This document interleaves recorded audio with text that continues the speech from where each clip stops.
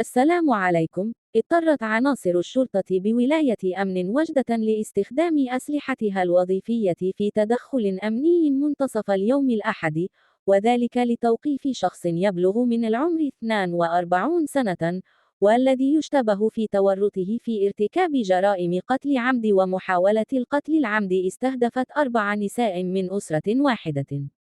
وحسب بلاغ للمديرية العامة للأمن الوطني، توصل برلمان كوم بنسخة منه، وبحسب المعلومات الأولية للبحث، فقد ولج المشتبه فيه مسكن جيرانه بدون سبب ظاهر ومنطقي إلى حدود هذه المرحلة من البحث،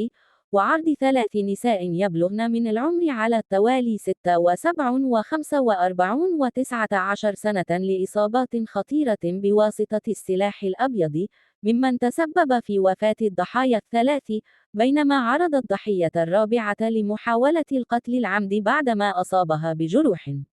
وأضاف البلاغ أن عناصر الشرطة التي تدخلت لتحييد الخطر الصادر عن المشتبه فيه، والذي كان في حالة اندفاع قوية وتحصن بمنزل الضحايا، اضطرت لاستعمال أسلحتها الوظيفية وإطلاق رصاصتين تحذيريتين في الهواء وتصويب 4 رصاصات أخرى استهدفت الأطراف السفلى للمشتبه فيه.